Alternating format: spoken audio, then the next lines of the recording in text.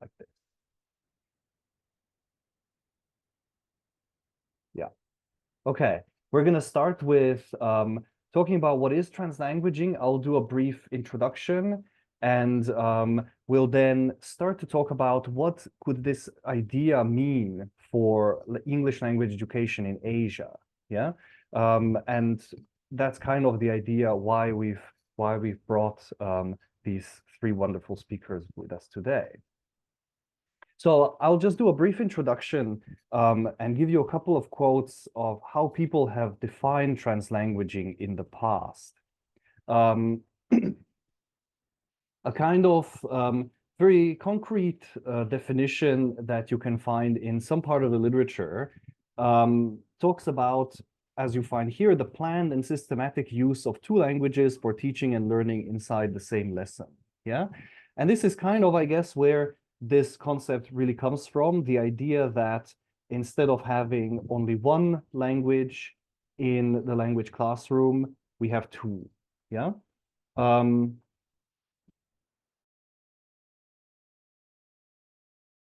You seem to have lost Kristof. Yeah, Okay, you're Kristof is back. back. Kristof is back. We lost I'm you for a few sorry. seconds. No worries. I'm sorry.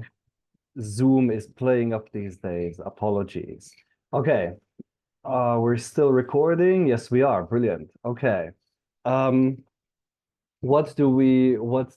did I say last time? I talked about the fact that the idea of translanguaging at the beginning, right, was that this is bringing two languages into the same lesson. Yeah.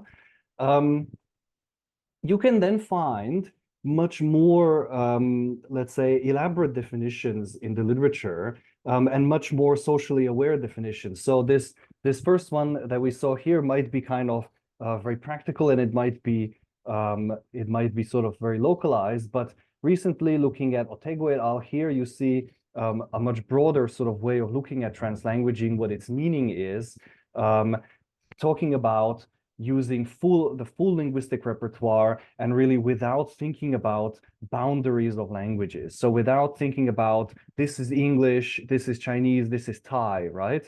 And basically going past those boundaries in some way. And quite important here is Suresh Kanagaraja, who's also written quite a lot about this, also reminds us that it's not only about us translanguaging, yeah? It's a social accomplishment. So it means that it involves creating a kind of common repertoire, yeah? So it's not just what we bring to the interaction, but it's also what others bring to the interaction. So quite complex ideas and quite different ideas, yeah? And we could go into much more detail, but I want to give you a little visualization, okay? Just to kind of frame how we're thinking. So translanguaging is getting us to think about the previous conceptualization, where we imagine people who are multilinguals, who are using multiple languages as maybe starting in language A and ending up in language B, and performing some kind of code switch. Yeah, that's kind of the sort of conventional term, where it's almost like driving a car and changing from first into second gear, changing how the machine works, and in that sense establishing some kind of border or some kind of boundary.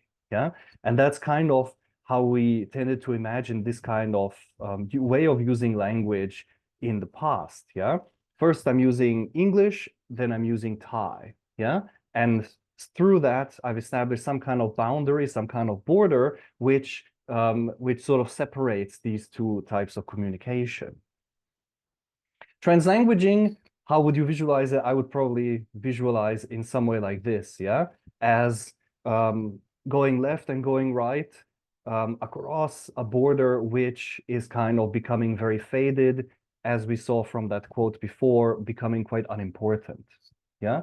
And that's kind of the point about translanguaging. It's using language in a way that doesn't necessarily pay attention to, you know, what society considers to be English or Thai or Malay or Chinese. Yeah.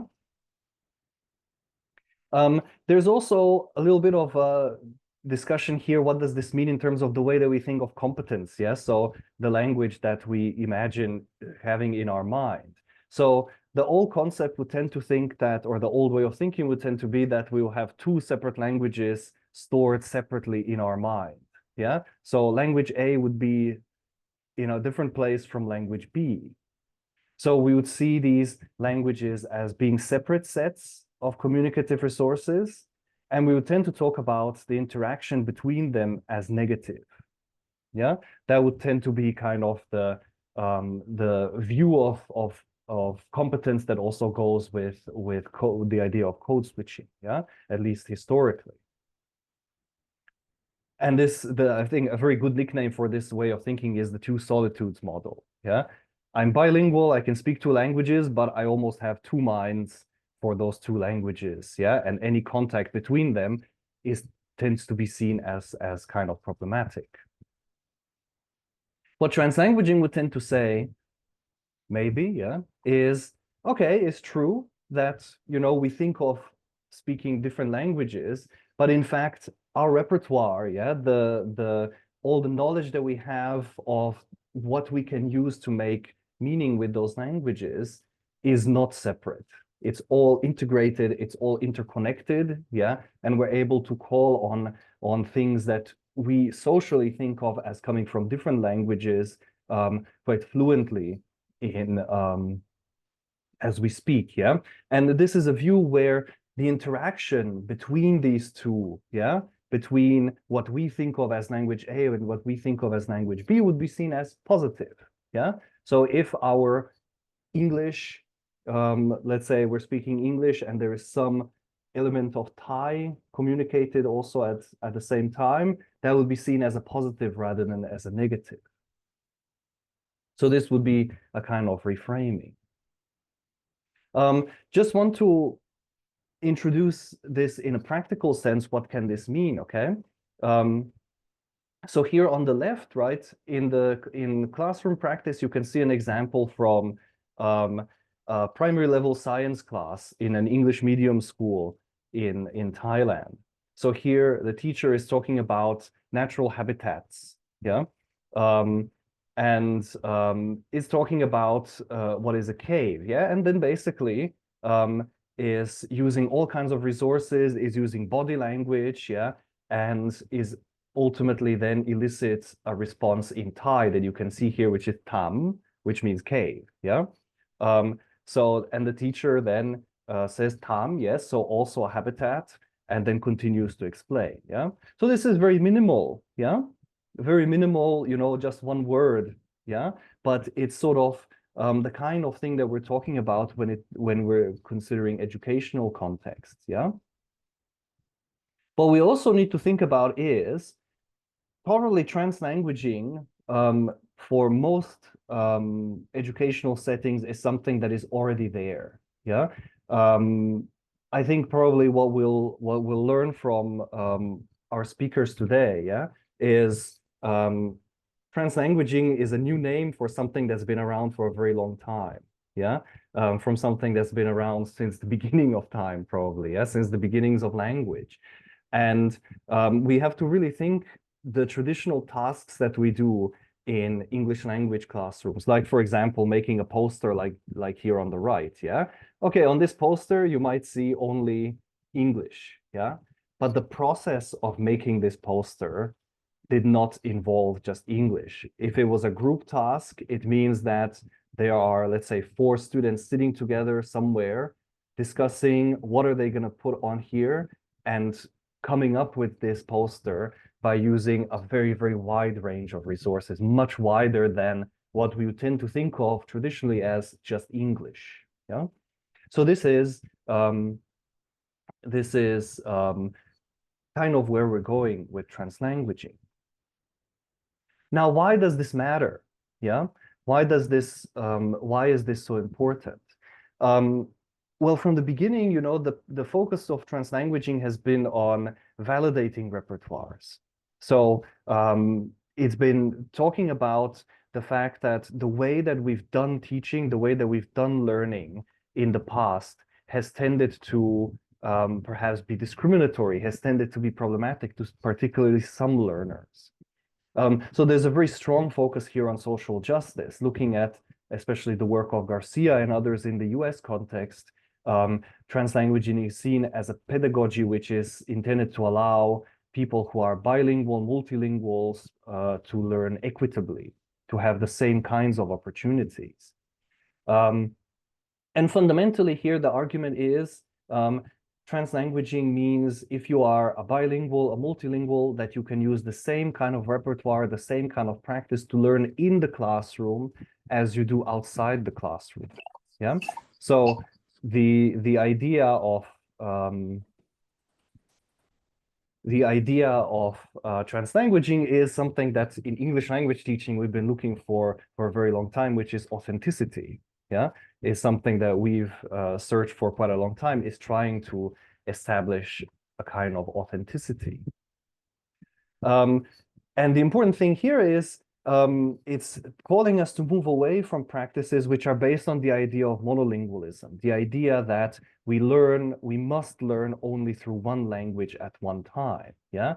And I really like Elana Shohami's illustration of this. So this figure that you see on the right with one eye crossed out, this is the idea that if you are a multilingual, a bilingual or a multilingual, you are used to looking at the world through more than one language. Yeah.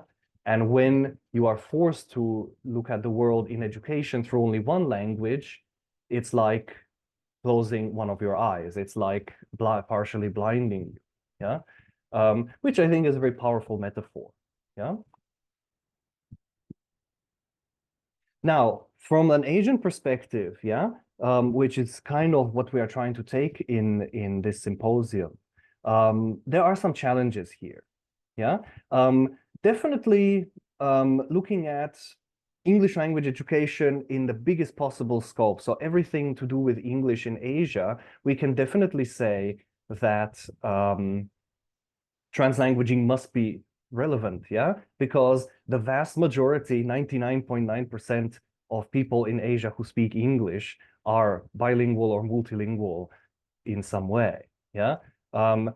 So this is just the reality of English in this vast continent. So it definitely is a tool that we can use to try and reframe language in education in a way that better matches the repertoires of learners. But we do need to take account of the fact that we are in a slightly different type of sociolinguistic context. Most of the speakers of English in Asia are speakers of L1 or L2, which is native to their society in some way, yeah? For many, there are multiple L1s or multiple L2s, yeah? And they are emergent speakers of English, yeah? So they are not the same kind of bilinguals as we would think of in the United States, for example. So there is a big contrast where translanguaging might match learners' communicative practice outside the classroom. Yeah. So English, Spanish, the argument for English, Spanish translanguaging in the classroom in the US is that English, Spanish translanguaging is the reality of English, of their lives outside of it. Yeah.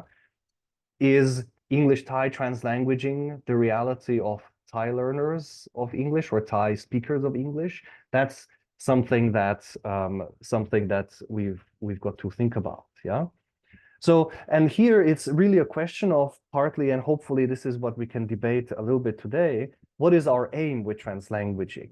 Yeah. Is it English proficiency? Are we looking at translanguaging as a kind of method, like communicative language teaching? Is it actually the opposite? Is it so that English proficiency would be less important?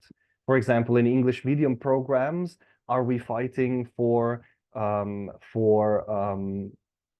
to relativize the idea of, they have to be English only and to make them open to someone who maybe is not, maybe would, benefit from being able to use a much broader repertoire?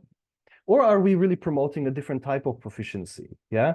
Are we saying we want to move actually away from the idea of English language education and move toward multilingual education? Yeah. So that's kind of the questions that I like us to, that hopefully we will discuss today.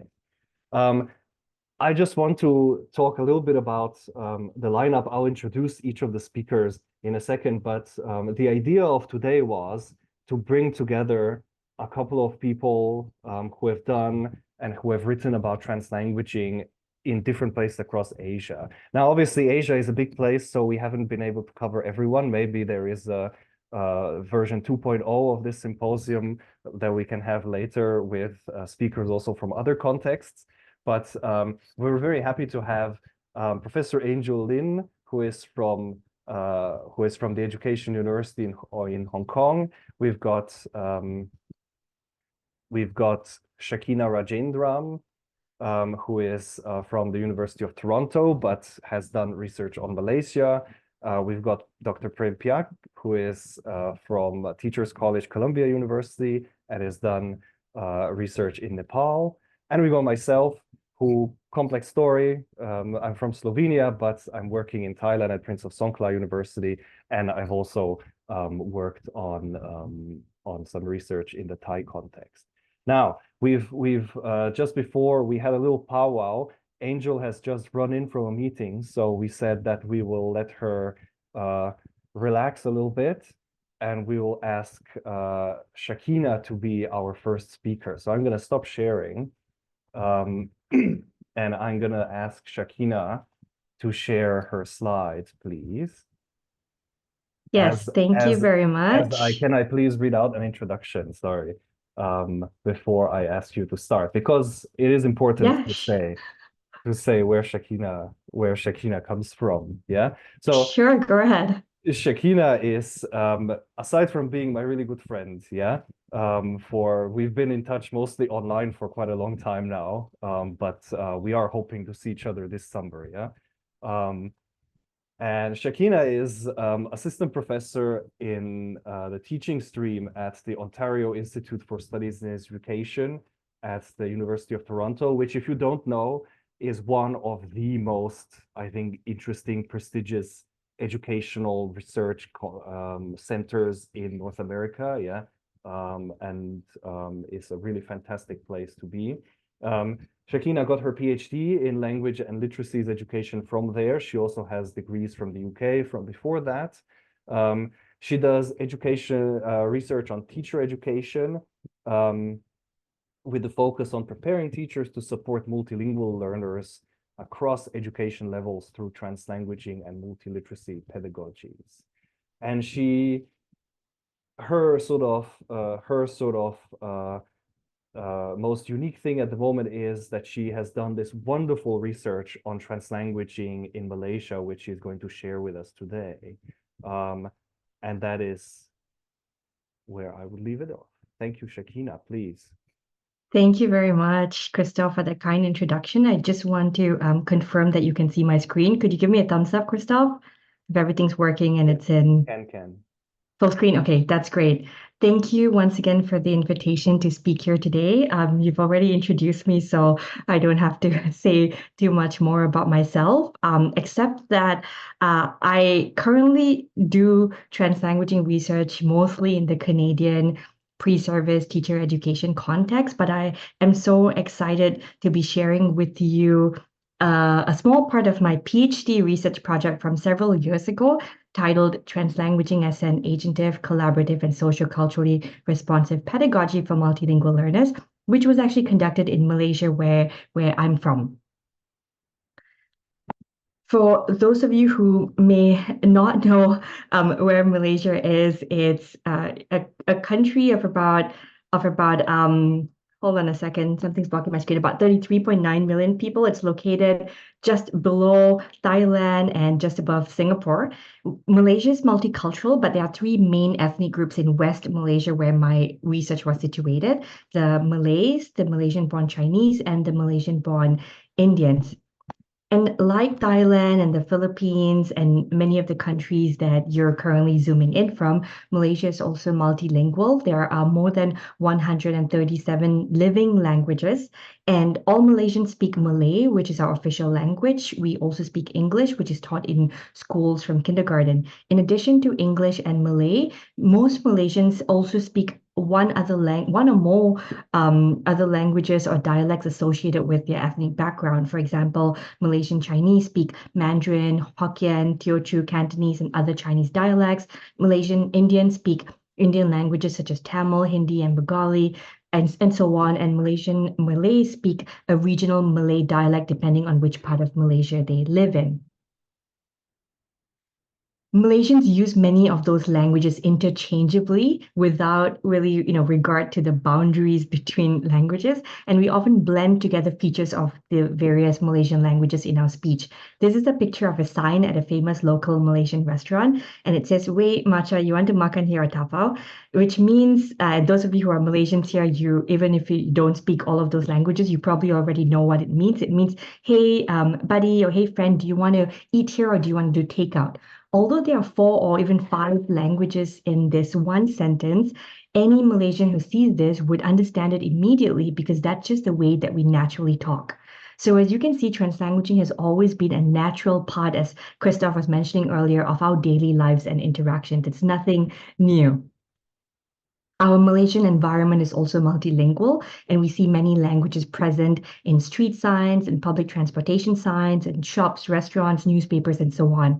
But despite the multilingual background of all Malaysians, and despite our highly multilingual environment, when it comes to schooling, most schools are still separated by language. There are English medium, Malay medium, Mandarin medium, and Tamil medium schools. And these 4 languages are also taught as separate languages in different schooling systems as a result of, colonial policies dating back to many years ago. The mixing of languages when it comes to language learning is discouraged. So in the English language classroom, there are often English-only practices in place. And this is because of the belief that many teachers still hold today that the best way to achieve proficiency in the target language is to maximize exposure to it. From 2010 to 2014, before I moved to Canada to pursue my PhD, I taught English in a primary or elementary school, which was situated in a Tamil-speaking Indian community in Malaysia. This school, the pseudonym that I'm giving it is, in English, is called Rose Hill National Type Tamil Primary School. During my time as a teacher in Rose Hill National Primary School, I observed that in many of my English teacher colleagues would enforce very strict English-only practices in their classrooms. And of course, as I mentioned before, they had really good intentions. They wanted to try to maximize their students' exposure to the language. But unfortunately, the result of this is that students who are not able to just speak monolingually in English only were often portrayed as being deficient or as lacking proficiency. This made many of the students I spoke to feel very demotivated and afraid to speak up in class. And so they would just be quiet and they would not participate in any way in classroom interactions. When I spoke to one student, Malini, and asked her how she felt when she had these English-only practices enforced in the classrooms, she told me that it felt like we're prisoners, like a bird in a cage. And Malini's friend Amira added in Tamil that our country, Malaysia, has gained independence, but we feel like we haven't gained independence because we are not able to speak our mother tongue. So in the classes that I taught, I chose not to implement English-only policies or practices, but rather I planned collaborative lessons where students would have to work together in small groups using all of their shared languages, so using Malay, using Tamil, using English. And I observed that my students, they felt really empowered because they could finally communicate all of their knowledge and ideas using any and all of the languages that they felt confident and comfortable in. So my students began to take on the role of language experts in the class, and they would also start teaching each other and do my work for me, basically, because they felt confident and empowered. This built an environment of mutual collaboration where students were using all of the languages in their linguistic toolbox to support each other's learning.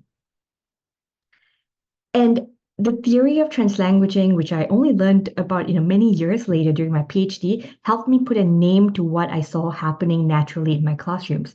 I came to understand that when students were speaking multilingually, they were not using Tamil, English, and Malay separately as in different parts of their mind, but rather, as Kristof was telling us earlier, they were using it all together in a very dynamic, flexible, and fluid way as part of what we call in translanguaging scholarship an integrated and unitary language repertoire.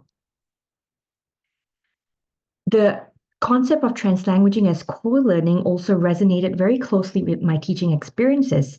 Translanguaging as co-learning takes place in classroom environments where students start to form this really collaborative community of practice through the use of their shared languages. And I saw that happening in the classrooms that I taught multilingually. So bringing together translanguaging and critical social cultural theory, I conducted my PhD research in 2 grade 5 classrooms in the same school that I used to teach in. So I flew back to Malaysia and I spent half a year there during my PhD conducting my research. My data sources included 100 video recordings of students working together in small groups on various collaborative language learning activities, where they were using all of their languages freely during their small group work. I conducted interviews with 55 students, their teachers, collected classroom and student artifacts of their work, kept a reflexive journal, made observation field notes, and so on. And I'd be happy to talk further about it later on during the Q&A if anyone's interested. To analyze the data, I use a method that I call sociocultural critical discourse analysis, which involved both qualitative and quantitative analysis. For the purpose of time, I will be skipping past this slide, but again, I'm happy to send you resources later on or answer any questions that you have about this particular way of analyzing translanguaging data. For now, I would like to focus on some of my findings. Firstly, on the affordances, or in a simpler way of putting it would be just the benefits really of translanguaging for collaborative language learning.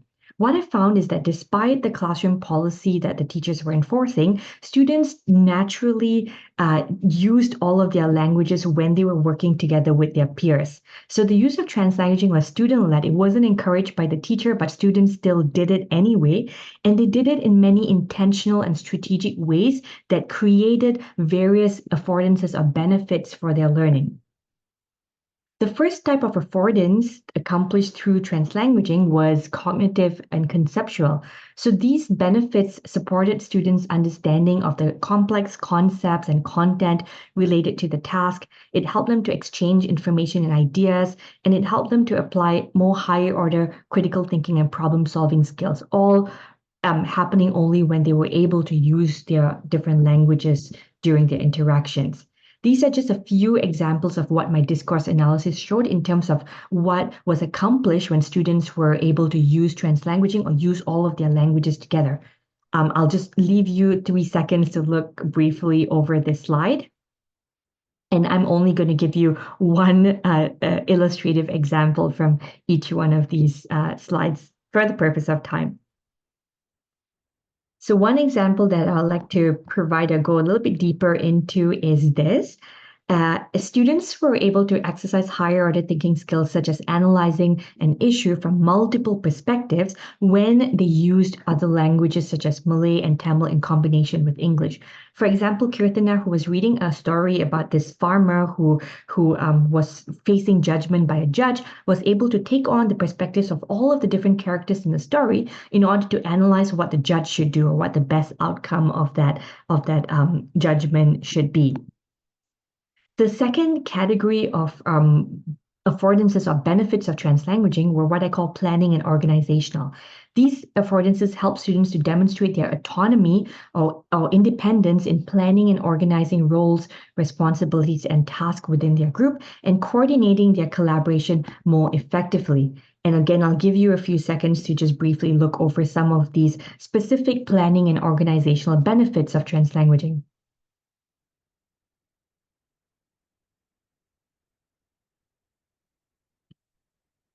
And now I'd like to give you one illustrative example from this list.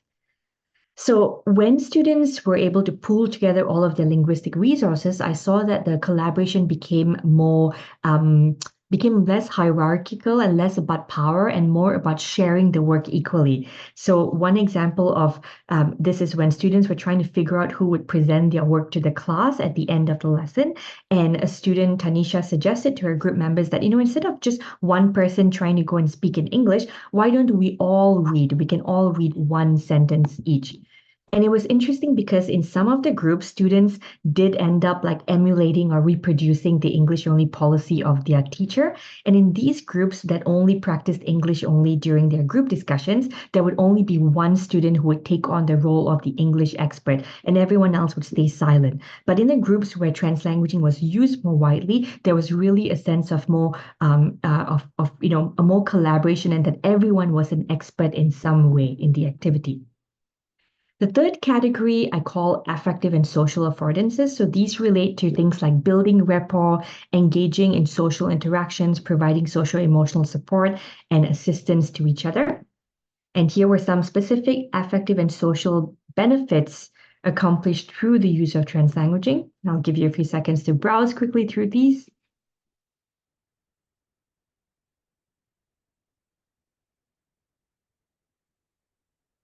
A specific example of an affective social affordance is when students would invite their peers to join in the collaboration or to work together on a task.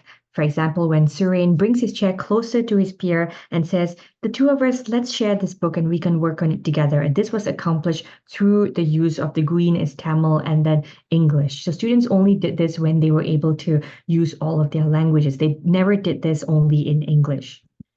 And the final category of benefits or affordances of translanguaging were what I call linguistic and discursive. These benefits help students to learn and use all of the linguistic structures and discursive features required to complete their task. And here are some specific examples of these linguistic and discursive affordances accomplished through translanguaging.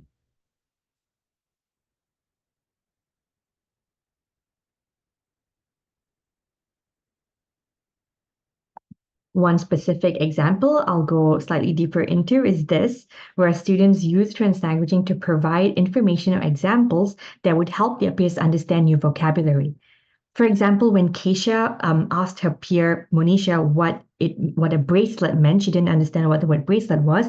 Monisha demonstrated the action of putting a bracelet around her wrist, and she said in Tamil and English, when we put it like this, that's what a bracelet means. Monisha's use of verbal together with the non-verbal language serves as evidence that all translanguaging is multimodal. And I know that Professor Angel Lin will be talking about the multimodal aspect of translanguaging during her presentation. So even with the teacher's English-only practices and policies in place, students were able to still exercise their creativity and agency in translanguaging multimodally, for example, by using writing and images in different languages, bringing in songs and videos, bringing in cultural artifacts to support their learning, and by using nonverbal gestures, for example, through nods to support or affirm their students' their classmates' use of translanguaging. During the interviews, I asked students, so why do you use translanguaging in your small groups? Of course, I didn't use the word translanguaging. I said, why do you use Tamil or Malay even when your teacher punishes you for it, or even when the teacher says that you shouldn't?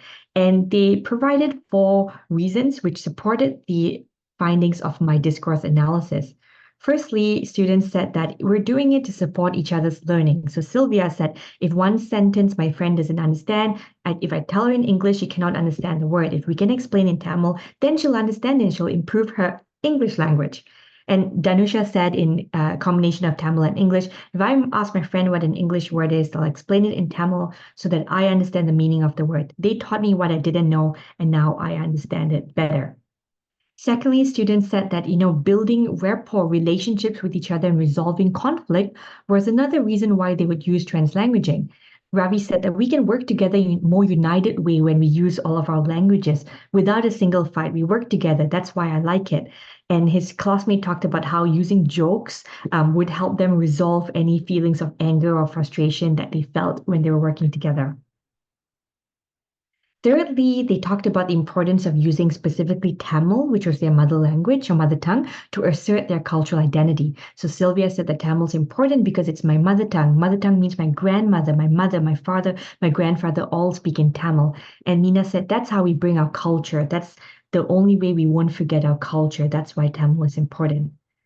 And finally, they used the translanguaging to be able to draw on the knowledge that they had across languages and across content areas as well. And I'll just focus on the second quote here. Keisha says, because we use all three languages, we can learn all three. So to answer one of Kristof's question earlier, in my research, we found that the use of translanguaging was not just to help develop English, but actually students were developing their proficiencies multilingually in all three languages by using translanguaging.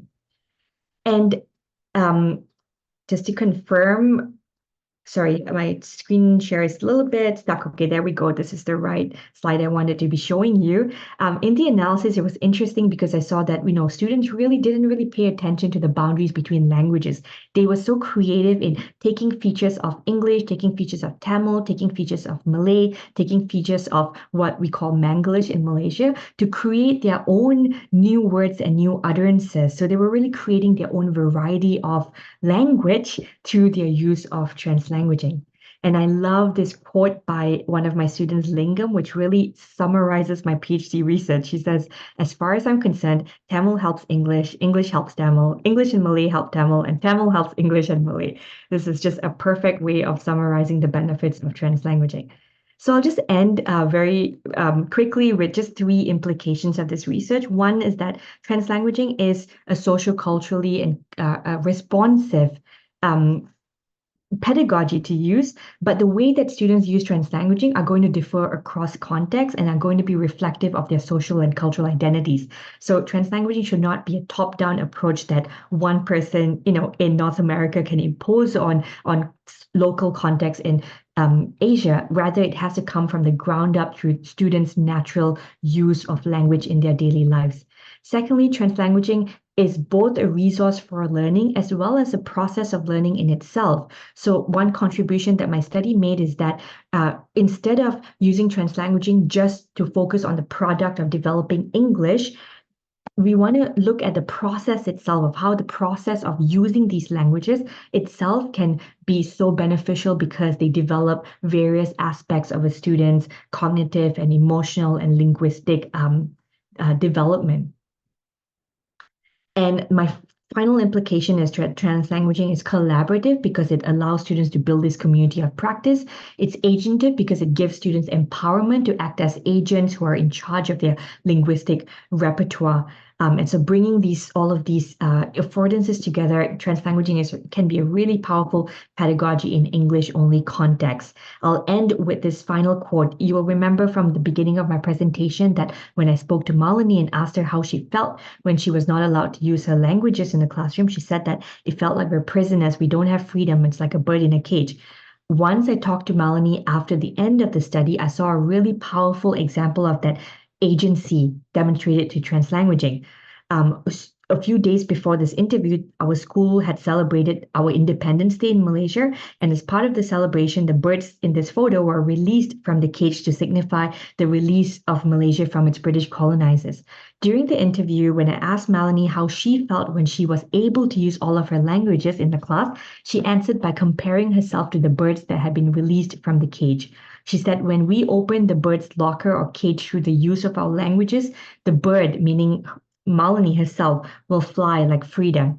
And so they demonstrated their agency in symbolically opening up that lock and cage that had kept them captive as prisoners through the use of translanguaging. These are some of the publications that will give you more details about this study. If you send me an email later on, I'm happy to give you access to these and some other publications on my more recent research in Malaysia. And I thank you very much. I'm about 2-3 minutes over time, so thank you, Kristof, for not asking me to stop earlier. But here's my email address if you'd like to get in touch with me. Thank you so much for your attention. Thank you very much, Shakina. That was really wonderful. Yeah, how could I interrupt? Yeah. I do just want to point out, yeah, there are already a couple of questions in the chat. If you come up with a question, do ask in the chat, and we can come back to those questions at the end, okay? We'll also let you open up your mic and ask us, use your voice, your proper voice to ask us as well, yeah? Okay, but let's go to Prem now, yeah? So Prem, can you go ahead and share a screen? Now, Prem Phyak is joining us today from Nepal, actually, if I'm correct, yeah. But he is based in the US, in New York at the moment, where he is associate professor in international and comparative education at Teachers College, Columbia University. So yet another glorious center of educational research in North America, yeah. Now, previously, Prem also worked at the Chinese University of Hong Kong, and also at Tribhuvan University in Nepal, and he holds a PhD from the University of Hawaii at Manoa. I think the way to describe him, he is a critical researcher in applied linguistics, in language policy, all kinds of areas, whose I think distinctive feature from what I've read of his work is that he maintains a really close link to his origin. So his identity as a Yaktung from Nepal seems to be really central, and he's someone who likes to bring that to his work.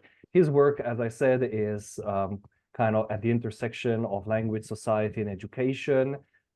He's worked on language policy, multilingual education, indigenous language education, indigenous epistemologies, decolonial praxis, all kinds of things.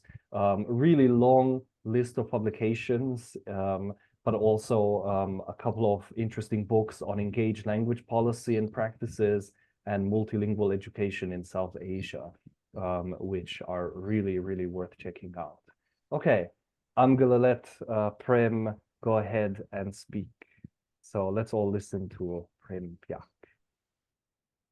Yeah, thank you, Kristof, for very nice words. Can you see my slides well? Okay, thanks. Okay, thank you, everyone. I think it's different time zone, but we have 136 participants, which is amazing. My talk today is, I think, just to build on what Shakina had just presented, and very much like process, so how translanguaging is implemented in the classroom. But I will focus more on how this process actually what this process actually produces as a space of simultaneity in multilingual classrooms. So I see translanguaging, of course, as a process, a pedagogical process in the classroom, but at the same time, it produces something, right? It does not really produce kind of linguistic competence, but also it produces a space, a kind of different space that we imagine from monolingual perspective. So that's what my focus will be on today. Is it moving? So thank you. So I draw on this concept of translanguaging space that Li Wei has defined in 2010, which is the space for the act of translanguaging as well as a space created through translanguaging. So in this definition, you can see both process and product of translanguaging. So it's translanguaging space actually is a space of action. So using fluid languages, using multiple features from different named languages. So that's what we as a bilingual and multilingual speakers, we are using languages very fluidly. But at the same time, if we use translanguaging as a pedagogy, if teachers use translanguaging as a pedagogy in the classroom, it also creates a space. It's a very different space, a very different classroom space that we imagine multilingually. So it goes really away from monolingual classroom spaces, and I will basically discuss how translanguaging creates a different classroom space and what that space actually means, right? So I draw basically on this very different perspective. I mean that applied linguistics applied linguistics mostly ignore, but I look at this work of human geographers, Henry Lefebvre and Edward Souza, so who talk about the notion of social space or space in general. So when we talk about classroom, teaching, we need to really understand where we are in terms of space, right? So in a multilingual context or in multilingual school context, so mostly the students come from different diverse communities with different linguistic resources, abilities, cultural values, and perspectives. And that's one space. But in the classroom, we, mostly in dominant language pedagogies or policy, we configure this classroom space as a more monolingual and monocultural. So there is a big disconnect between, outside classroom space and then the classroom or the school space. So Henry Lefebvre and Edward Souza actually use these three concepts of the space. One is perceived, conceived, and the lived space. When you say perceived space, so that helps us understand how languages are used in real and materialized condition. So honestly, as a bilingual and multilingual speakers, I have never created any boundaries of languages as I use. For functional purposes, for example, I'm speaking here in English. So I speak English because this is the common language among us. So that's perceived space. But the conceived space is the space of imaginations and ideologies as well. The conceived space is the space of sometimes both a control, is a power, and the creative imaginations where ideologies, multiple ideologies, values, in this context, for example, language practices collectively shape the production of the space. So, and the lived space is the space of all simultaneities and sometimes perils as well as possibilities, the space of radical openness, the space of social struggles.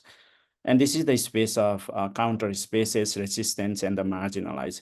I'm particularly interested in the lived space of languages because as coming from a very bilingual indigenous family, I have never created any boundaries of the languages, right? Of course, in the process of the learning English as a foreign language and Nepali as the second language, I was never taught in indigenous language, so I don't have any literacy, but I still speak that language. So the lived space of language is always simultaneous, but sometimes it's so struggling experience to make sense of all these languages, right?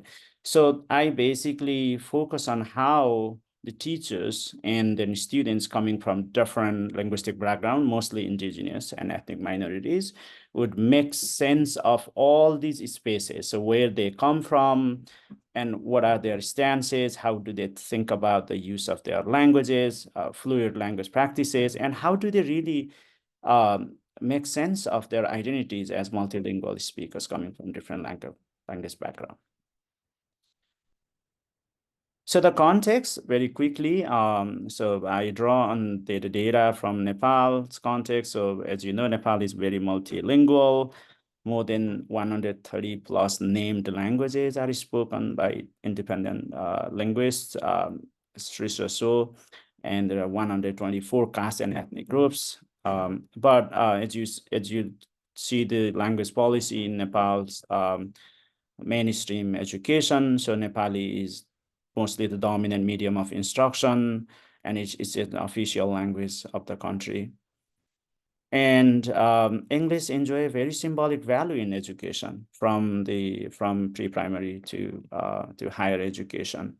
And English is a mandatory subject from pre-primary, but most students speak English as a second language, foreign language, but not in their everyday life, right? But it's used in it for educational purpose. But what is really interesting is historically private schools use English as a medium of instruction. And recently, there is a growing tendency to use English as a medium of instruction in public school as well.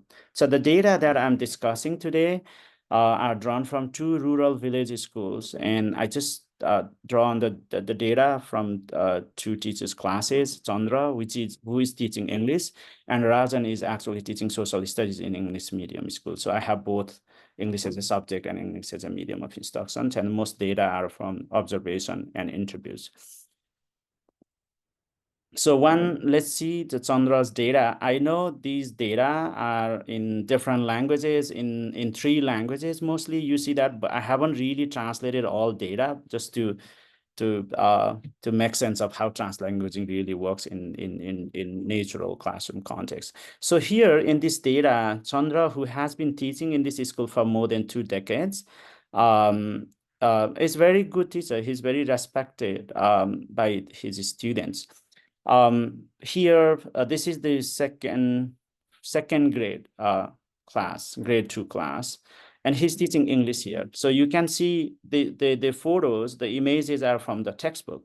So for example, here in this class, like what time do you wake up and what do you do in the morning? So that's how Chandra begins asking questions to his students, but most students remain silent because these are all in English. And then Chandra, who is very multilingual and who speaks indigenous Yakthung language, and of course, as an English teacher, he uses English, but not in everyday life, but in classroom. Of course, he uses Nepali as well. And then he begins like using interpreting the question in 2 different languages. For example, bihan utera ke garchau, what do you do in the morning? Timiheru daat brush garchau, do you brush your teeth? Kapal korsau, do you comb your hair? So basically, he's interpreting these images here. And nuhaungsau, do you take a bath? And then when he starts translanguaging, the students start responding, right? And they become more responsive to his questions. And then, for example, students say, but what is really interesting in this case is there is it's a very interesting use of language for student 1 here. So bihan utera, so if the bold the bold 3 words, the bolded words, anga muda haptung. So it's a Yakthung language, or Yakthung indigenous languages. The Nepali and the Yakthung indigenous language. So that makes the classroom more diverse. So because these students use Yakthung dominantly in their family. So, and then student 2 said, I don't do anything, matake gardina, meroma. And student 3 is really interesting. Meroma burush saina. So I don't have a brush. So I don't really brush my teeth, for example.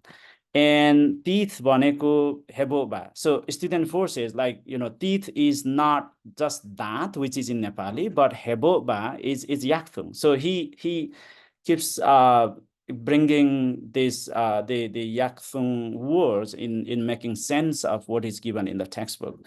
And student 5 says parile tek pan khoma. It's like kom becomes pari, and then a very different version of understanding how they make sense of the classroom content, basically interpreting the image. So and then student 6 says bath Paneko urum singma, which is again Limbu word, which is to take bath. And chiso unsa bian, and it's very cold in the morning, so I don't take bath. So it's basically like they are connecting this formal knowledge in the classroom with what happens outside the classroom. So in their lived spaces, basically. And then here, I'm sorry, I think my slide is gone here, right? Okay. Oh, sorry. Yeah, it's here. So then Chandra, what does Chandra do is basically now he builds on what he has been discussing with the students in what they do in the morning, and now he moves on what they do in the afternoon. So basically this is from, again, textbook. So the textbook describes what students do in the afternoon. So basically it talks about lunch, what they do in the morning before going to school, because they have breakfast. So look at there, this is very interesting. Like Chandra describes what makes, what is good food, and asks questions to students translingually, including features of lexical items from Yakthung, Nepali, and English. But what is interesting in this class is, first he tries to describe everything in English, right? But the class is so frozen, it's very silent, and he doesn't really feel free to teach monolingually. So then he starts bringing in the features, mostly the lexical items from three different languages like Yakthung and Nepali, and of course English is there. So then students become more responsive again. For example, "Mata pani khanchu," I drink water, so it's Nepali. And student 2 says "Mata tok ra pitnu," which is very interesting. Like tok is again Yakthung, which is rice, literally, and pitnu is a milk, but it's not just milk; it's a cow milk. So it's like very interesting, like bringing in the lived space, the knowledge and experiences from their community and from their home. So which diversifies the classroom processes. So more faksa khanchu, student faksa is pork, so which is really interesting. And when he says the faksa, then all students laugh in the classroom, because in a diverse classroom, in this class, like the faksa, and for students coming from different cultures, so they don't eat pork. So but these indigenous students eat pork. So that's like pork. When he says, okay, I eat pork, I don't know whether it is good food or not. Like he is really confused, but at the same time, like he feels really comfortable to bring in the food items from his family and culture, right? And then this will really create very diverse epistemologies and knowledges, and that really contests the official knowledge that is given in the textbook. We don't have time, but look at the second image. So it talks about the school lunch items, but unfortunately, this school doesn't have any lunch item. They don't have any canteen, right? But the textbook shows different food items as a part of school daily lunch meal. So then again, he talks about these images, these food items in different in both Yakthung, Nepali, and sometimes, of course, English is there. Then what happens is really interesting. The students ask a lot of questions. For example, "Sir, breakfast भनेको गाजर हो." So look at the gajar. Gajar is carrot. In the image, they see that like the gajar. So the in the image here. So then students feel that, okay, what is breakfast? Because they have never seen breakfast, right? They have never heard breakfast. Breakfast doesn't really make sense in this space. So then but they know in the image it's more multimodal. So there's a carrot. So they then okay, it's a carrot, which is gajar in Nepali. And then the Chandra teacher, like breakfast भनेको बिहानको खाजा. It's a breakfast is morning snacks. But students too says, okay, म त breakfast खाँदिन. So I don't have breakfast in the morning. I eat rice only, right? So it's becomes like they don't really understand, like they can't they struggle a lot, but there is a lot of cognitive and identity investment happening here because of translanguaging. So translanguaging really opens up spaces for connecting students, helping students to connect their classroom spaces and then everyday spaces. So there are a lot, but what is really interesting is like they don't really make sense. Like these images really don't make sense for the students who are from the rural villages, because they don't have these kinds of tables, they don't have these kind of material conditions, and they keep asking questions. Even they don't know what is straw on juice. Like, they say, okay, what is it? So the teacher says, oh, it's a pipe.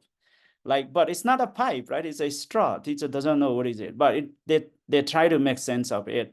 And then, as you see that here, student 4 says it's a pipa. So pipa from Yakthung, for Yakthung indigenous people, is a bamboo straw. So which is basically used to drink a kind of like locally made alcohol or wine. So this is what this looks like, pipa. So this is very interesting. Like they actually diversify the whole knowledge and they contest official knowledge, which is basically encoded in the textbook, right?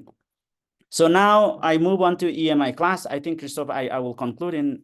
Do you have like 2 more minutes, or how much time I have?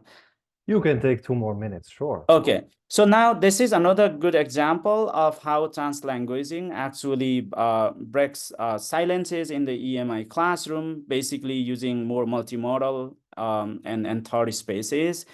So here in the whole data, I think this data is published in Modern Language Journal, so you can access this article. But basically, what is happening here is, since Rajan is taught to teach students to teach social studies in English medium, he has to do that. But he doesn't know why this policy really works, right, to teach social studies.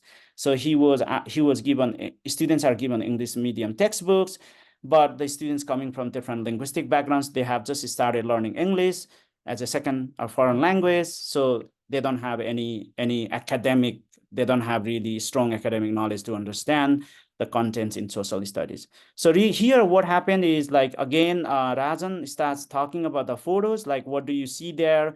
Photos hierarchy, so basically, again, using very fluid language practices, this underlined text indicates Nepali. And then student 1 says, sir, ghar cha. So ghar cha is sir, there is a house. And again, student 2 says, sir, pani, it's water. And again, student 3 says, sir, Phyak. So that's student 3 is again indigenous Yakthung. So Phyak is a pig. So basically, he's talking about the environment. The topic of discussion was environment, and he's basically talking about the image is given in the textbook. And student 4 says Khaba, which is again Yakthung. There is a dog, and Hash, which is a dog, and Chara is a bird, Rukh Pani Cha, again Nepali, which is a tree, and Hawa, Rukh, all these. So again, they become more responsive. They ask a lot of questions, and they become so active in the classroom. So basically, what is happening here is it's more like a translanguaging. It's a kind of pedagogy of resistance as well. At the same time, they struggle to understand the formal knowledge given in the textbook, but at the same time, they feel really free to discuss what they understand and what they are trying to learn by using multiple languages. So it's more like emancipatory. So they don't really feel scared of using just English there. Okay. And here you can see again very quickly. Again, he asks students to describe what is happening in the picture. As you see that what type of environment is shown in the first and second picture, most students remain silent again, because it's just in English. So a lot, again, they go on to talk using different languages, mostly Yakthung, Nepali, and English, very minimum English from student side, but teachers really try to scaffold, and it becomes more transformative, because translanguaging in this case not only shifts students' identity as a silent subject to a contributor to knowledge, but also recognize them as change agents, which is seen in this photo, for example. Then Rajan asks students to draw the picture of what looks like a good environment. And you can see, like, it's EMI class, but mostly like Bas Ghari, it's a bamboo here, and Bakrako goat, which is goat shade. And this is very interesting. Tap dhara, it is tap. So tap is, of course, a tap, and then dhara is also dhara. So the tap dhara becomes a different specific type of dhara, like it's more like modern tap, right? So in gai ra goat pani cha, cow and cow shade. So now they kind of reflect what they have understood throughout the translanguaging processes in their drawing. So it basically represents the students' lived space expressed multimodally, and students use very diverse spatial knowledge, representing their home, of course, school, textbook knowledge, and of course, their own personal experiences, and also the assemblages to describe their home environment, as I said. So to conclude, translanguaging as a space of simultaneity, so it's not just a linguistic space, but also a space of diverse forms of understanding about the textbook contents and official knowledge. And it's very open and flexible space where multilingual students, particularly ethnic and indigenous minorities, reclaim their identity as multilingual and multi-epistemic subjects shaped by the spaces they live and experience. And what is really interesting is talking with these teachers, they keep questioning the relevance of teaching English in English, which is very officially mandated in both English and EMI classes. And they also resist the deficit views against translingual and heteroglossic use of languages in the classroom, talking with both Chandra and Rajan. So they of course, it's not new thing. So they have been doing for ages, but they become, when they talk to me, they become really explicit and they become really confident about using translanguaging as a legitimate way of, you know, helping students to learn more effectively. And most importantly, the whole process shows that there is a kind of co-construction of epistemic diversities and identities of teachers and students. And most importantly, translanguaging pedagogy produces a different forms of pedagogy, which is more transformative.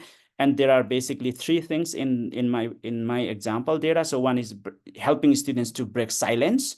The frozen classroom becomes more active and interactive classes.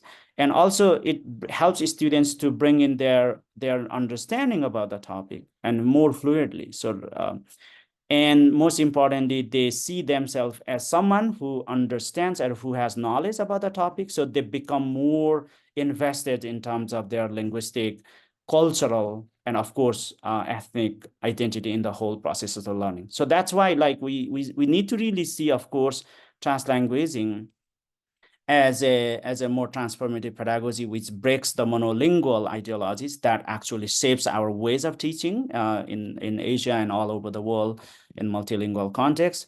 So at the same time, it also helps us bridging different spaces in the classroom, right? Which is basically blocked by monolingual pedagogies that we have been practicing for long. So that is what I define translanguaging as the space of simultaneity.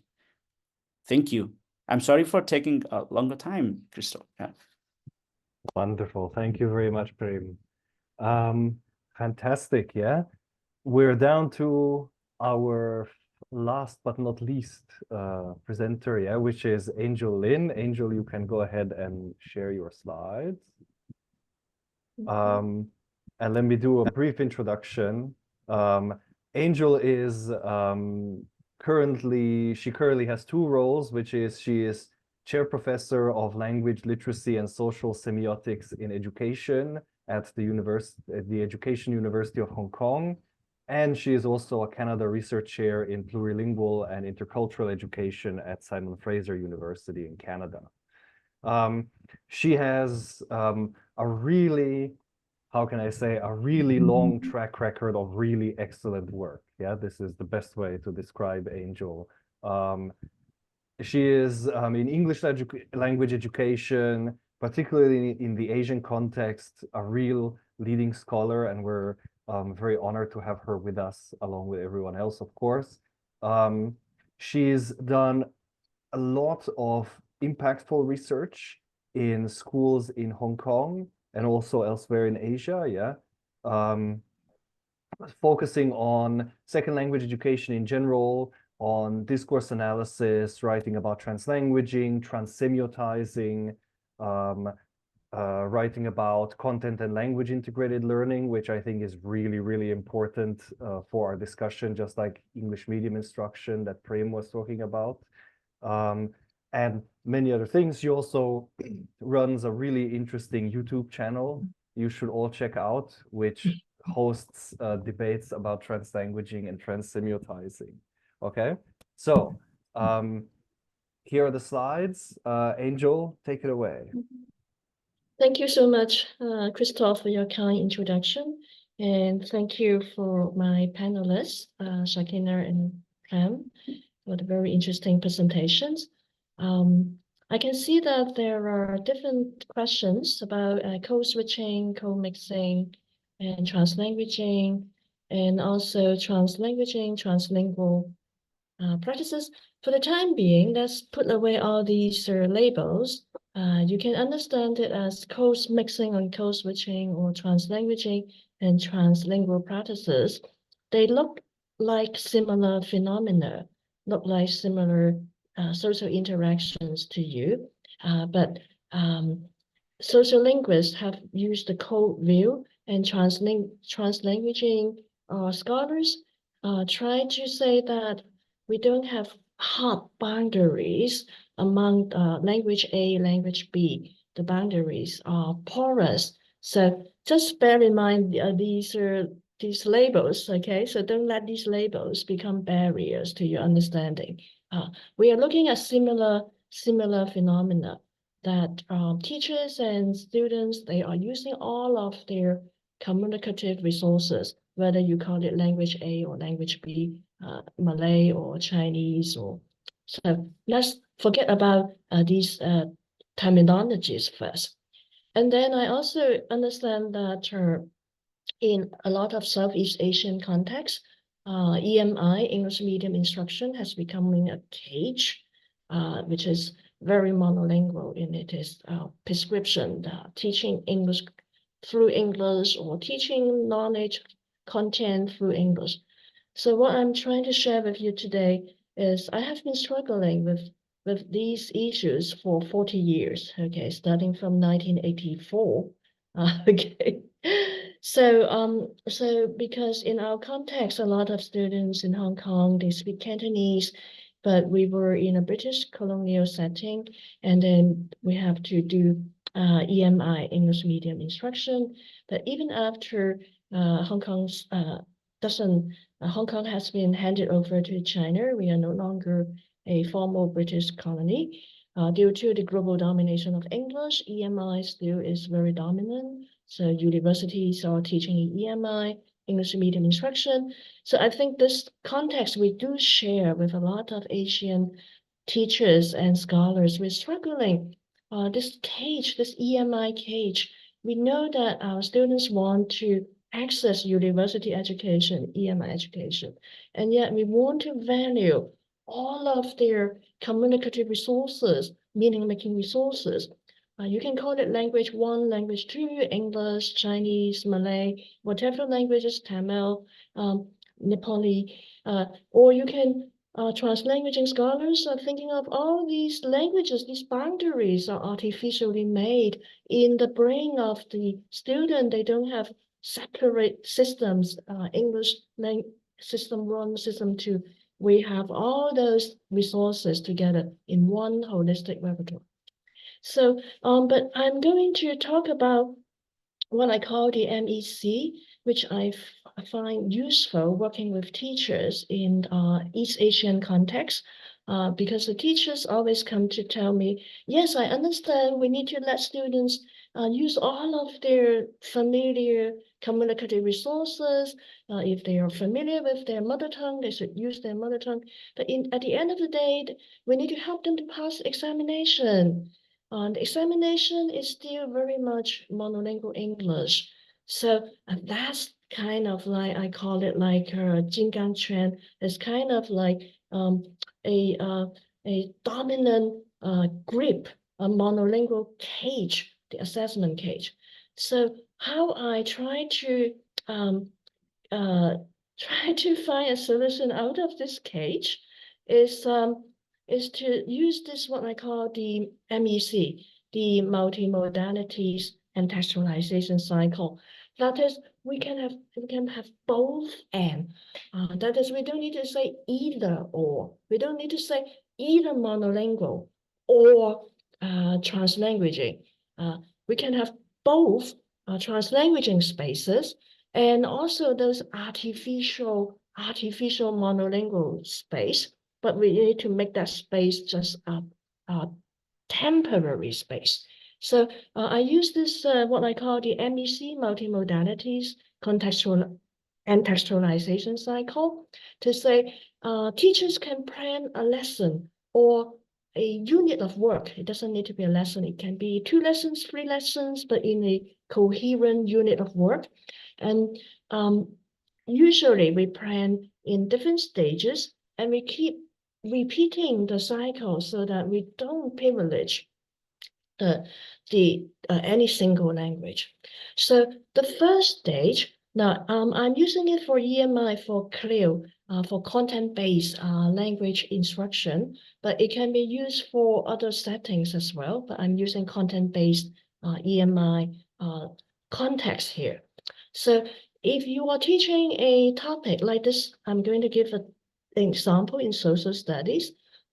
We first create a very rich multimodal experiential context about the content topic. So we can use different linguistic resources, different multimodalities, videos, audios, diagrams. We want to engage students' interest. We want to activate their interest in the content topic. Then we engage students in reading and note making about the topic. Once they got interested in the topic, then we engage them to learn more about that topic by reading bilingual text, multilingual text, whatever text, multimodal text that will help them to gain more knowledge about the topic.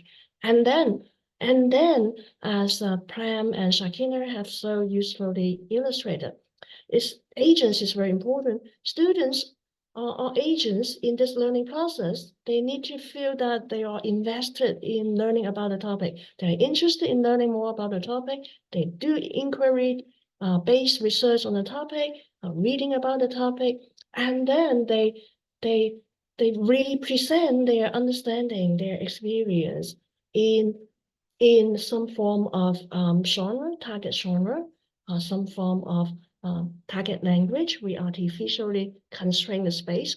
We push them to produce their understanding in the target language. If it's English, then it is in English and the target genre. And then we need to give a lot of support, scaffolding, because you cannot just ask them to produce something in English without supporting them. So including writing, speaking, templates, a lot of vocabulary support. So I need to illustrate to you, because it's a framework that we have been using in a lot of contexts in Hong Kong, in Taiwan, in China. So this is a case that I work with Sally. Sally is a teacher, researcher, and educator in Taiwan, and she was doing a PhD in Hong Kong at the time. So it is the first stage is to create a rich experiential context, and this is a topic, a social study topics in the Taiwanese curriculum, and we have chosen the topic of artificial intelligence. Back in the 5 years ago, back in 2018, we created this unit of work using the MEC, and also allowing space for translanguaging, for using all the multilingual and multimodal resources. So here the topic is artificial intelligence, and we play a video about Sophia. Sophia is a robot created in Hong Kong, created by a robotic company in Hong Kong. And we play a video with Chinese subtitles. It's English YouTube video with Chinese subtitles, and with Sophia talking fluently with a human. So, and we also draw on the Taiwanese music video with the Taiwanese favorite pop star, and with Sophia, the robot. Okay, so these are familiar resources, pop cultural resources that will engage students' interest about AI. Are robots humans? How are they different from humans? So this is their social studies topic. And we need to support students. So we have the bilingual vocab list in this stage, so that they can appreciate the YouTube video, because there's a lot of English difficult words. And then we engage them in discussion, and we freely encourage students and teachers to translanguage as they discuss who is Sophia, and in the topic in the video, the Sophia I will destroy humans in a joke. So will robots really destroy humans? So we are engaging students in discussion. Again, this is about grade 7. It's a grade 7 level in the middle school, high school level social studies. And we create an easy scaffolding worksheet to help students. Is Sophia a living thing or a non-living thing? So this is one of their curriculum topic, living thing and non-living things, characteristics of living things and non-living things. So is Sophia a living thing? Does she have a life and so on? So, and we do scaffold students' production of language with what we call a sentence-making powerhouse. So, describing Sophia can talk. So is Sophia a living thing? A human and Sophia both have names. So are they living things? Is it a human or non-human? So we engage students in discussing. Then the second stage is engage students to do reading about AI, about robot, what is artificial intelligence. And then we present students because students and teachers share the same common mother tongue, Chinese. So we first of all use a Chinese reading text to engage them, to help them to get interested in the topic and to access the knowledge about the topic, not to be put off by the English text first. Then we engage students to read an English text, since students already get some background information through the Chinese text that they are familiar with. And then in the English text, we also provide bilingual vocabulary glosses for some difficult terms like navigation system, AI algorithms, and so on. And again, we use a lot of sentence making tables to help students to grasp the sentence patterns, which are useful for this academic reading text about this topic. And then we use a genre-based approach to help students to deconstruct the reading text with a lot of bilingual support. So the reading is providing a definition of what is artificial intelligence, and describing an ability, providing examples, expressing possibility. We help students to read an English text, to deconstruct the different parts of the text, so that they understand when they write, they can also have this kind of organization. So reading to become a writer of a similar text. It's a genre-based approach, and this is a discussion text about whether what are the advantages and disadvantages of having AI. Will AI replace humans? We will have lots of job loss. So argument for, argument against the advantages and disadvantages of AI. So again, we use a genre-based approach together with bilingual support to help students. And we also use a graphic organizer, a chart to help students to make notes based on the reading text. And we freely use a bilingual gloss to help students, because these are grade 7 students and they're in EFL context in Taiwan. The English is not used a lot outside of the classroom. It's a little bit like Thailand. So we use a lot of bilingual support to help students to do the reading and note-taking. And then the third stage, this is where students have learned a lot, discussed a lot, read a lot about the topic of AI, the advantages, disadvantages of AI. And now they need to present their own opinions, their own arguments, based on their research, based on their notes, on their reading. And we artificially constrain it so that they need to present their understanding in a target language, in English, and in a target genre, in a discussion, in a forum discussion. So they need to do a role playing. They take up different roles, the citizens, the AI developers, like Sam Altman or David Hansen, who created Sophia the robot, and the robots themselves. So they need to take up different roles. And then they do role play, and they need to write the script for their role play, and then they need to actually perform the role play. So there is spoken and written presentations of their understanding of the topic, of the risk and benefits of AI.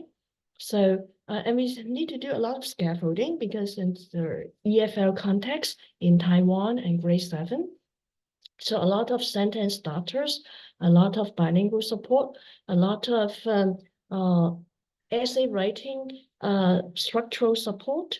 So the introduction, the argument, evidence for argument 1, evidence for argument 2, and so on, and conclusion.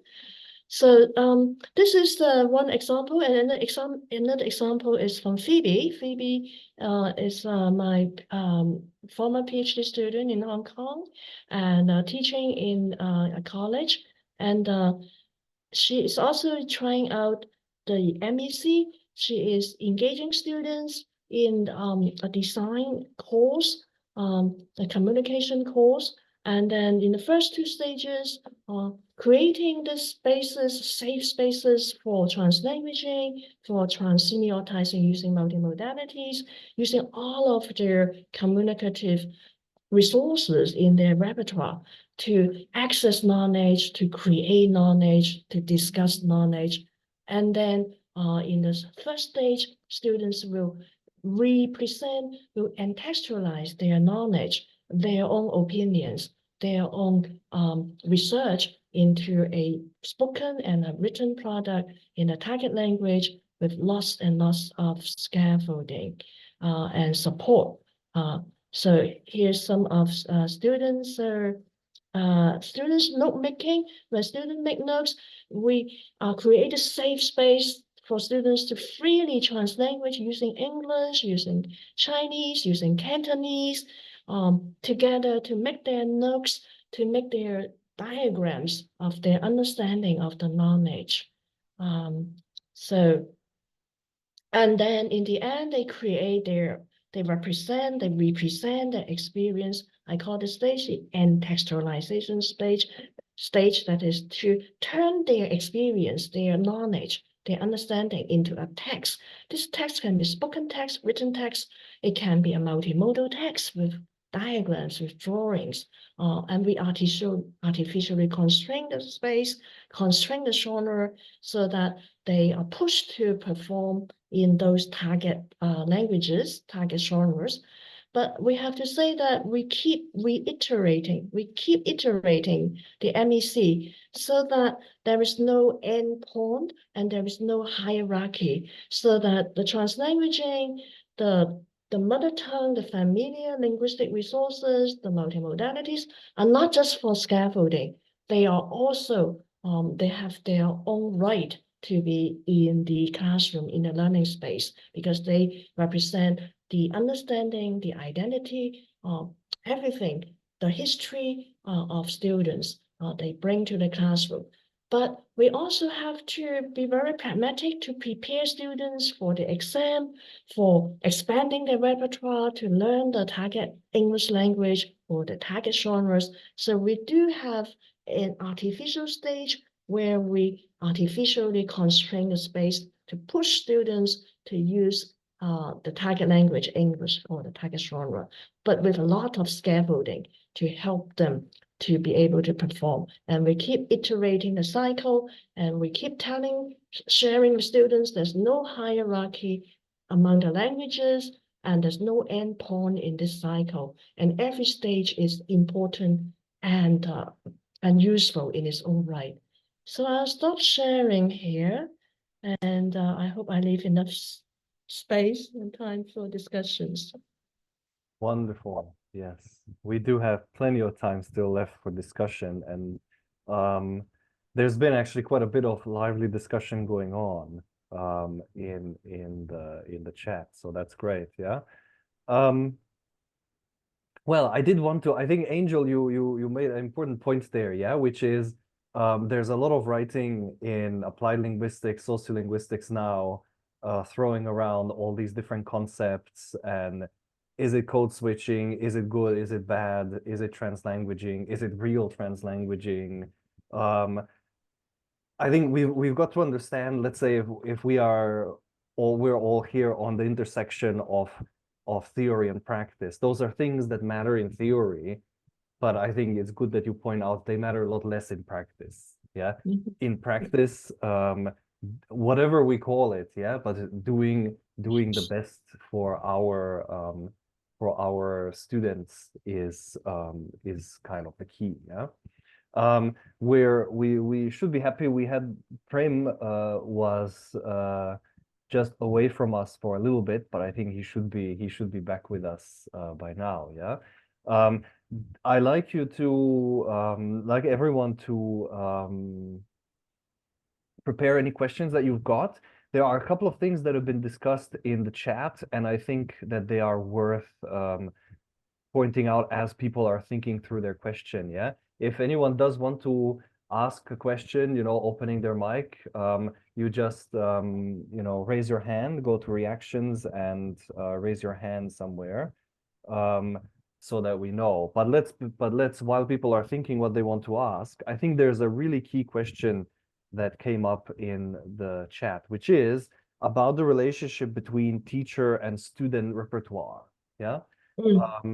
And I think this is a really interesting discussion to have. So can I do translanguaging pedagogy with my students in Thailand who speak Thai, they speak Malay, yeah, but I cannot speak Malay and I cannot really speak enough Thai to have, challenging debate with them. So what do you guys think? Does translanguaging pedagogy depend on the repertoire of the teacher only or predominantly?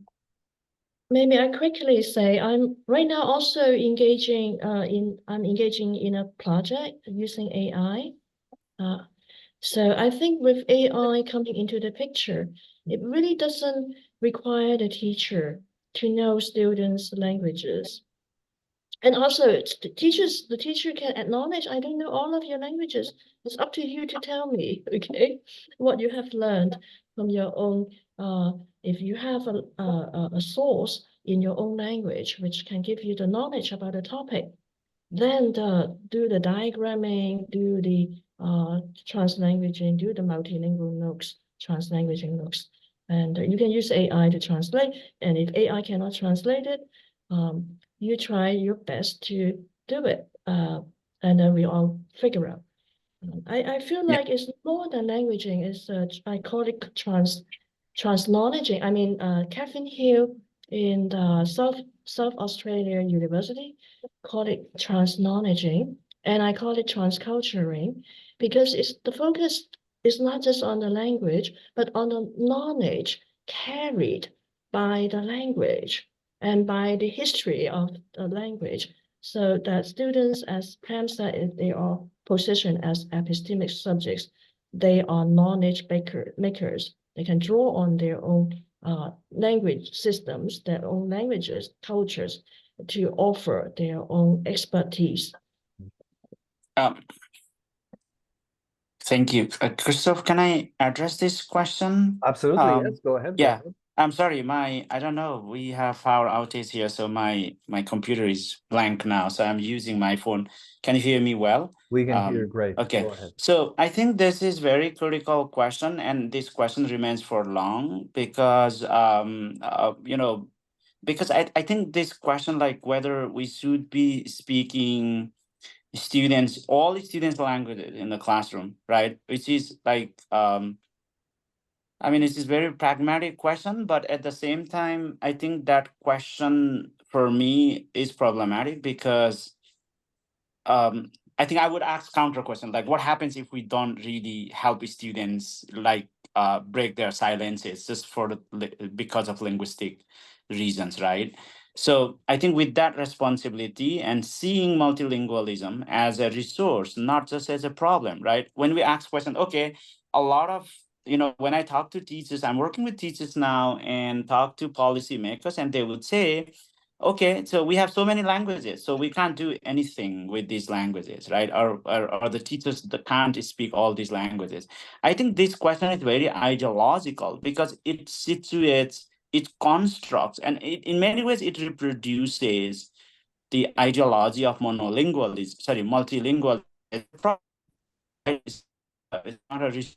We are seeing multilingual, but and down to the pragmatic side of when you have I don't know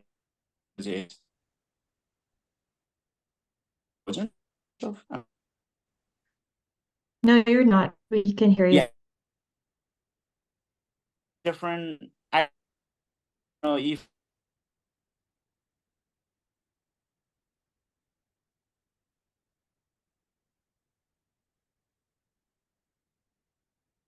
I don't think that that's just like necessary. Like if there are different models and different approaches, different strategies, like the use of AI technology, but if we don't have like technology in rural schools, like the schools that I have been working with now, for example.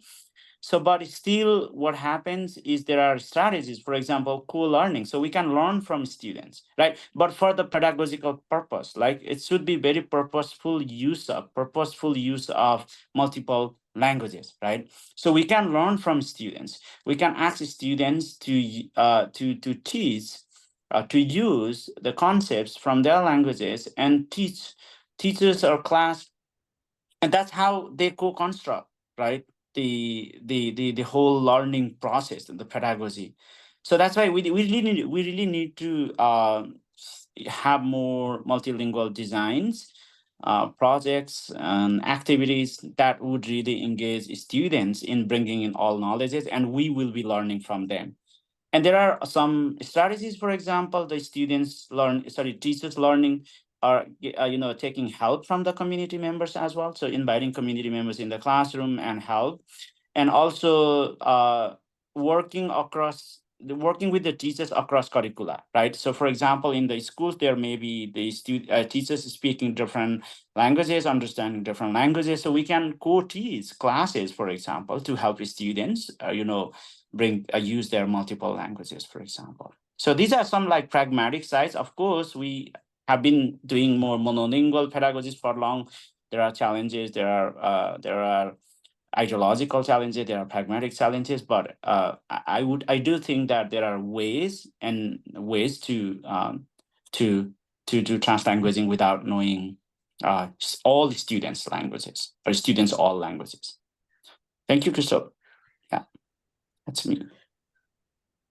Right. That's yeah, I think that's obviously I have an investment in this. Yeah, I mean, in my classrooms, my sense is that translanguaging happens whether I make it happen or not. Yeah, and that's probably the key lesson here. Yeah, there are students using multiple languages to read, to do whatever, even if we tell them not to. Yeah, it's just a question of, do we decide to try and harness this? Okay, we do have a raised hand we've had for a long time from Sulochana. Tell us what's your question for our speakers? Good morning to everyone. Good morning. Morning. Okay, my question for all the presenter, anyone can respond. I'm from Nepal and I'm teaching here in the high school level as an English teacher. And it's very clear for us that translanguaging helps students for better and faster understanding. It activates it makes it better responsive as well.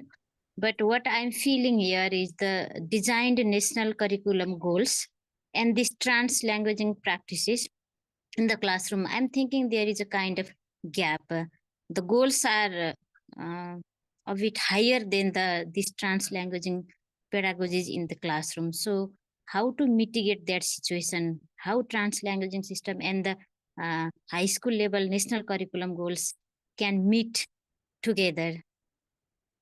This is my question. Yes, that's an interesting question. Yeah, I mean, dealing with policies is certainly a challenge. Yeah, because there tends to be quite a gap here. Yeah. Any comments, Shakina, Angel, Prem? I'm hoping is still somewhere.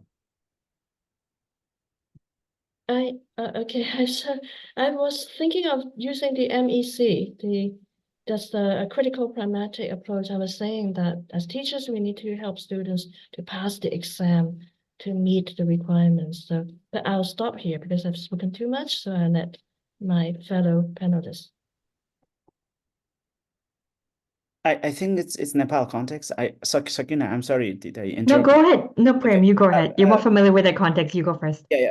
Thank you, Solozana, for this question. And I get this question often from students. So what I hear is two things from your questions. The one is we are not I mean, there are, as a process, translanguaging never like, it's a pedagogical process, right? Like other like communicative language teaching, or whatever we call like different methods of teaching. So as a process, it's a pedagogy, as we have shown here. Like we are helping students to break their silences, cognitive engagement, and invest their identities and knowledge, epistemologies, not only epistemology, but also different signs. Like they, some students do not speak linguistic signs, do not use linguistic signs. They use different sign languages, for example, right? So what we are basically showing here is, as a process, it helps students to achieve all kinds of learning goals in multilingual context, right? No matter whether it is national or no matter it is international.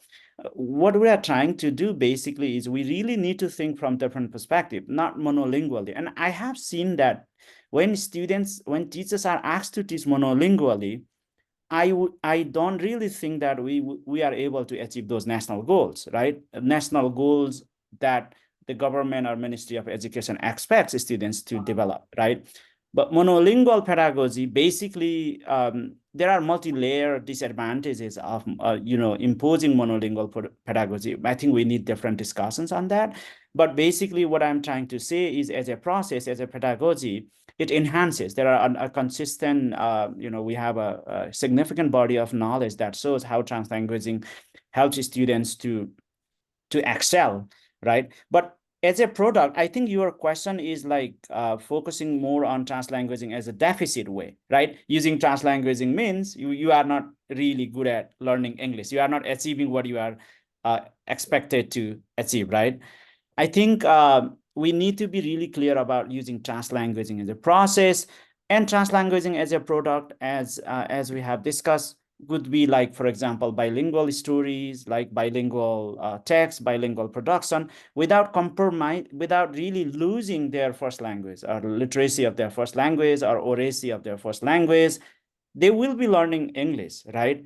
So it is up to us as a teacher. What is more pragmatic for me is maybe using as a process sounds more pragmatic, or maybe in some contexts using it as a both product. For example, like, okay, asking students to write stories or any genre of writing in one language first that they are confident in, and then scaffolding students to produce, for example, the target language. I don't like to use target language, but just to help us understand what it is. So then, okay, for example, English, so that we can really scaffold. But if we really ask them to, okay, do it in English only from the first day, then they would just like, they don't really see any spaces where they are going. So it's different ways to do it. So I don't know what works best in your context. We cannot really impose one way of doing translanguaging in one context to another context. So it depends on the context as well. So I think that's what I wanted to say. Thank you. Thank you so much, Prem. Thank you, Shakina. Yeah, maybe I'll just add something really briefly, and then we'll move on to the next hand that's raised. That even if you're not able to use translanguaging to teach the curriculum itself, you can still use translanguaging to help students develop the skills that they need to be successful within the curriculum. So some examples that I was giving from my presentation earlier related to the potential of translanguaging to develop those, I was saying, those higher order thinking skills to help students collaborate, learn how to be better collaborators, to learn how to get along with their peers better, to feel more affirmed in their cultural identity, and so on. So these are all not completely related to like the subject area or content area itself, but these are really essential skills that will help students be successful within the curriculum. So just going back to what Professor Angel Lin was saying earlier, I really like what she said, that it doesn't have to always be either monolingual or translanguaging spaces. You can have your monolingual spaces where students are accessing the curriculum in Nepali or in English or in the dominant language, but then create these translanguaging spaces where students are developing those skills that they would need to be able to take that exam in the dominant language or to still be successful within that curriculum. Kristof, back to you to facilitate the discussion. Yes. Thank you so much. Thanks very much for your question. I think that's we've come here at the end of that exchange to a really important point, yeah, about just because we are doing translanguaging, it doesn't mean that we cannot sometimes ask our students to write something only in English or to say something only in English or only in another language, yeah. So here, even in the literature, I feel like this point is not always very clear. Sometimes it's polarized as if you don't do this, then you are doing this horrible counterproductive sort of thing, yeah. And I think it's really good that we sort of organically came to this point. Brilliant. Okay, next hand up is Rawina Rayan. Yeah. Yes. Okay. Good morning. Good morning. I'm from India, which is a really multilingual country. So, action research is one of the ways to solve classroom problems, right? So, I'm just curious to know how teachers can explore multilingualism or translanguaging in depth. What topics do you think they can take up for their own classroom research?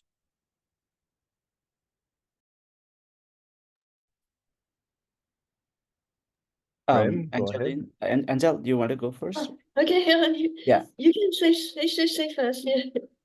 Oh, thank you. Yeah, I think this is really, I was really excited about this question because we are working in a group of some 20 teachers in Nepal on using translanguaging in the classroom, and we are using actually participatory action research approach. I think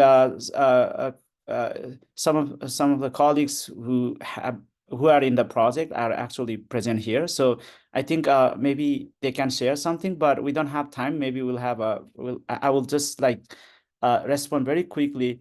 What we are doing basically is there are a number of projects that students, the teachers, my colleagues have been working on, and I'm basically helping it's called like mentoring, but they are an expert. They are experts in this field. So what they are basically doing is they have identified a number of activities, right? To basically make translanguaging as a legitimate pedagogical practice, right? And helping students understand that it's not deficit, right? So there are a number of activities. For example, they are doing identity text for mostly bilingual storytelling, because storytelling brings a number of resources into classroom. For example, mostly oral competence, right? So they know languages, their mother tongues, so they bring into the classroom, and they convert that oral stories into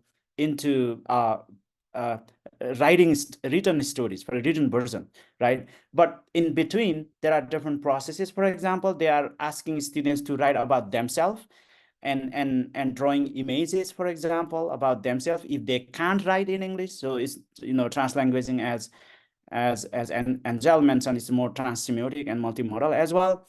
So, and they are telling students purposively use your mother tongue. Whatever abilities you have, you need to use those languages, right? So first, beginning with what they know, and then scaffolding gradually to produce bilingual stories. For example, one project would be really interesting bilingual stories, because these students, we think that students have nothing, but they have a lot. At least they have so many powerful stories, right? That students bring in happy stories, unhappy stories, a lot actually. So the teachers are doing this Jim Cummins ideas of identity text, writing about themselves, for example, and some teachers are doing funds of knowledge as well. So going home and documenting what happens in the classroom, where they've, in that process, they find the spaces to use their mother tongue, and they see that in the classroom. They see that the use of mother tongue is actually enhancing their learning processes, at the same time maintaining biliteracy or bilingual literacies or multilingual literacies. So I think just to begin with, one of the ways to see how translanguaging works is like storytelling, and converting that storytelling into writing genre. Or there are different genres, as Angel Lin has just mentioned, genres of writing, for example. I just quickly add to, I saw Mandy and some participants have a question in the chat box to say, how do we teach people to use translanguaging? I think we need to be aware that translanguaging is not a method. It is a stance, a principle that we respect. We value all the meaning-making resources, all the communicative resources that students bring to the classrooms, which can be multiple languages that we might or might not understand as teachers, and all their multimodal ways of making meaning. So that can become a research question that is in your own context. How do you design your own translanguaging pedagogy based on your context, which is a principle, which is a stance meaning we value, we respect, we want to draw on all of the resources, and we don't want to set up a hierarchy of languages and cultures. And then how do you realize this spirit, this principle in your own context? Then that in itself is a very important research question. I'll leave it to Shakina to. Yeah, I'm so glad you brought that up, Angel, because I briefly mentioned it at the end of my presentation that it has to come from the ground up. It cannot be imposed by just scholars or so-called experts as a method that's universal. It's not one size fits all. So the way that you implement translanguaging pedagogy needs to be responsive to what are the needs. So going back to Ravi Narayan's question, figure out what the needs are of the students and the teachers in your particular context. It could be the need for bilingual books and resources, as Prem said, that could be created by students. It could be the need for more collaboration where teachers need to come together and they want to try to co-teach using this guide. Or it could be the need for, how do we implement translanguaging within assessment so that we're assessing students' competence multilingually. So I would say with action research, it always starts with identifying a problem within that context. And the challenge or problem in your particular context in India, in your particular community, will differ from the problem areas faced in other contexts. So always go back to that. I will put a link to the really great translanguaging guidebooks created by CUNY, City University of New York. There are some really good guidebooks. I'm going to drop the link in the chat box, but keep in mind what Professor Angel Lin has just said, that you can't just take it and just implement it. You have to always adapt it depending on where you're implementing them. Right. Thank you. I think I can just add to that, since we're talking about examples, yeah, another way for translanguaging to, organically happen is getting our students to investigate language in the space around them, yeah. So a couple of years ago, I had a really wonderful master student who wanted to get students to go out and analyze the signs that they saw, yeah?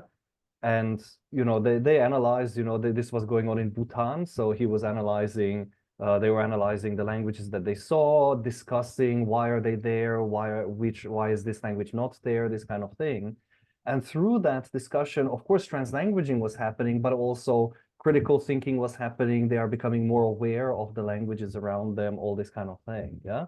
So, it's one question is what kind of task you are going to plug this in, but also then there's a discussion there, what's your objective going to be, yeah?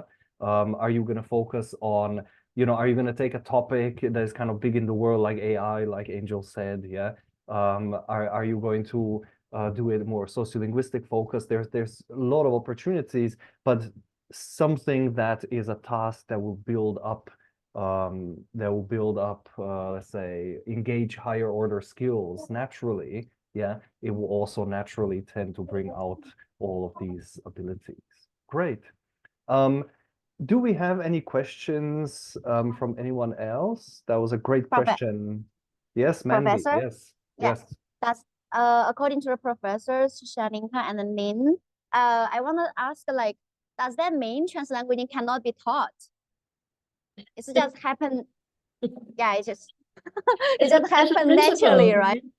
can a principle, of course, it can be shared with examples, but must not be fixated as a static method. Then that itself can become oppressive, you see.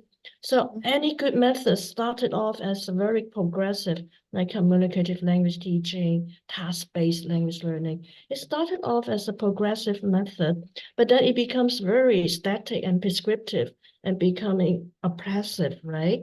So of course we can share the principles, the attitude, the stance. We want to value students' resources, their identity, their history, right? That's the principle that we can share with other teachers. But like, how can we teach people to be a kind person? We cannot teach kindness, can we? Right? I mean, but we can share the values, right? Yeah. So, and then with lots of examples and saying, in this context, it looks like this, but in your context, it might look like something totally different, right? So that's the important principle to bear in mind, maybe. Okay, I see. Yeah,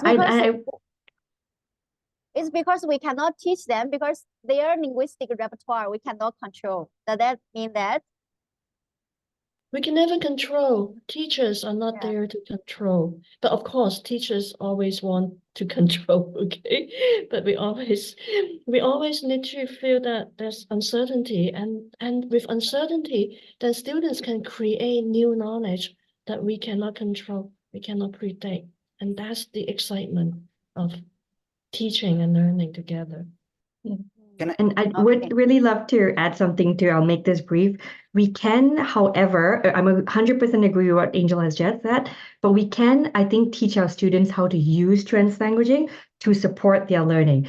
Unfortunately, many of our students don't actually know how to use translanguaging because they've been in classrooms where they were told you're only using English. So these days, when I tell my students, hey, use all your languages, they're like, well, what do you mean? What do you mean? They don't even know where to start, even though it's so natural for them to do it outside the classroom. So I actually have to teach them saying like, hey, here are some ways that you can use your languages to help you complete this task right now. So I do think that you can teach them translanguaging strategies that they can incorporate into their learning activities. I see, got it. If the teacher cannot speak their native language, they definitely gonna use translanguaging, right? In that case. Can I quickly address this question? I think one thing that we teachers need to be really clear about is we should not really ask students if they feel really vulnerable to use translanguaging. I mean, we can't really say that, okay, you can use any languages that you would like to use, right? But it doesn't really work that way. You know, at least in my context here in Nepal, for example, you can use your language if you have problem in understanding English, or if you have an issues with English, use your language. I think that kind of discourse or that kind of strategy may not help, because that really positions students as a deficit, because they see that they are weak in English, they are poor in English, so the teacher is asking us to use a mother tongue or any languages, right? They feel all languages. So we are not really embracing students' positionality as an asset. But we need to really, as a teacher, need to understand the background of the teachers, their abilities, and their existing knowledge, and see and design activities that helps students to demonstrate, to visibilize their abilities purposively, right? For the learning purpose, right? So that they feel really proud of, they will really see that their languages have use in the learning process, in learning English, or maybe in learning any academic content subjects. So that's why I'm always really, I as a teacher teaching in multilingual classroom, using translanguaging pedagogy, as Angel Lin and Shakina mentioned, that we need to be really clear about our stances, right? If we are just telling students, oh yeah, you are poor in English, so use your mother tongue, it doesn't really help. It really positions students as a deficit subjects.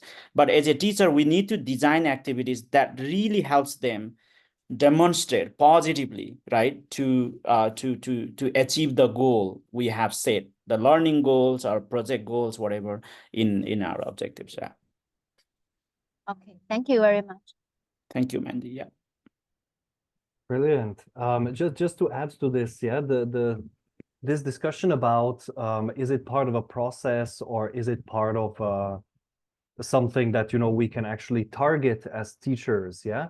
This is really actually quite important. And I'll just raise from the policy perspective from Southeast Asia, we are all very widely citing the Common European Framework, yeah?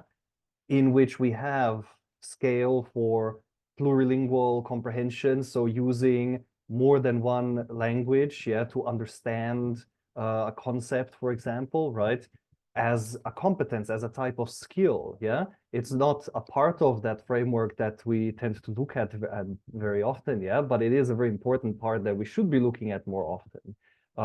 So it is something that, so we have plurilingualism, they have what they call mediation competence, yeah? So the competence to cross that boundary, which, you know, there is also the intercultural awareness, very important dimension there, and all these kind of things. So it is very important, yeah. I'm very happy that today we are, through this sort of discussion, being, I think, very free with these concepts, in the sense that we're not over essentializing them in a way that I find that they sometimes are in academic literature. Yeah, that, you know, there is a right meaning and there is a wrong meaning. And I think this is really great. And I hope that this is benefiting us. Right. Could I Yes, could I Angel. just, yeah, I really like what Prem just mentioned, that we forgot, and the deficit model and of students is really toxic and implicit in a lot of teacher discourse, even well-meaning, well-intentioned. And then translanguaging has fallen into the trap of, oh, it's useful to scaffold students. Students have this deficiency, so we use translanguaging to scaffold them. And I also want to thank Prem to say actually target language is problematic too, because this is not the target. The target should be bilingual, multilingual, plurilingualism. So, but the discourses are so saturating that even I myself fallen into the trap of using the saturated discourses. So we need to be very vigilant about this scaffolding myth, and this, because scaffolding has this deficit subtext. So we really need to be very careful. So thank you for the reminders. Brilliant. Thank you. Any final points from anyone? I think we've come to our 2 hours and a bit. It's very late. Shakina really has to go to bed. It's very late in Toronto. 12:10 a.m. here, if anyone's wondering. Are there any final comments from anyone? If Well, I'm given the yes. privilege. Okay, yes. I feel like I have listened to a whole spectrum of opinions, from very celebratory to very critical of the translanguaging movement. I feel that, like it or not, it has created a space for us to pay attention to this. Because 20 years ago, I couldn't even talk about that in a public seminar. That is, so just keep this discussion going, and keep the multiple voices going, and debates going. Can I quickly say something very quickly? I think for all teachers and colleagues here, what I would say is, let's celebrate what we have, right? Because we have like very rich, diverse in Asia, all over the world, right? Very rich linguistic, cultural, epistemic resources in the form of stories, in the form of like, different ways. But we are so stagnated. We are so much like, running after this monolingual.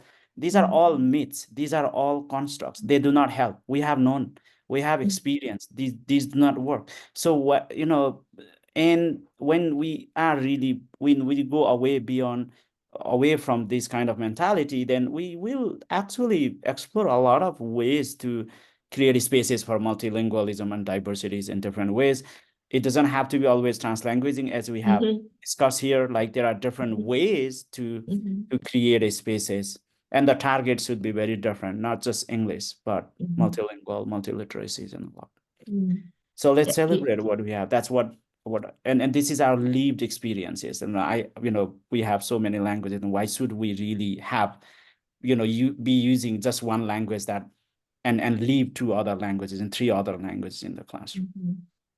Yeah, and if I could just share my closing words as well. Keep asking us these questions. I think we're in danger if we ever get to a place where we think we fully understand translanguaging. We should never get to that place. So keep asking these difficult questions, even if you feel like, this isn't a really good question. No, every question is a good question because it's making sure we're not complacent and that we, as Angel said, are constantly examining our own biases as well. And it's that was the first thing. The second and last thing I'll say is that we need lots more research coming from Global South context that focus not on English as the target. I know we don't like the word target, but focusing on other languages being developed simultaneously. So keep doing research in your local context and bringing this research to North America, because those of us in North America need to learn from multilingual practices in multilingual communities. Fabulous. Yes. Do more research. We're now at a time, I think, where there's so much exciting, interesting research going on in Asia, in different places. Yeah. So let's keep it going. Yeah. Brilliant. Okay. Thank you very much for everyone for being here today. I just want to add, or just want to give this one important note. We've recorded this. Hopefully we have recorded this event. You'll get a link if you've registered. You will get a link via email, yeah, but it will also be out on YouTube, so you can find all of this discussion there, okay? If you don't get a link and you can't find it, you can always email me and I will send you the link as well, okay?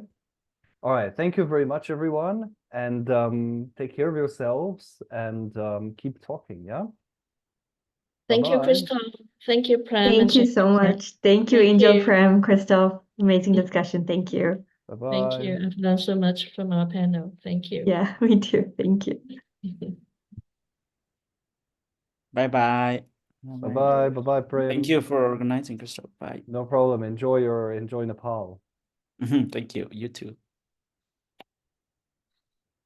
Bye-bye, Jenny.